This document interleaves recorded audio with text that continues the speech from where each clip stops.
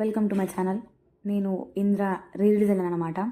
ఎంత హై ఎక్స్పెక్టేషన్స్తో వెళ్ళామో అంతకంటే పిచ్చగా డ్యాన్స్ చేసి ఎంజాయ్ చేసి వచ్చాము. మా పిచ్చిని మీరే ఒకసారి లుక్ వేసుకోండి, మీకు అప్పుడు అర్థమవుతుంది కదా.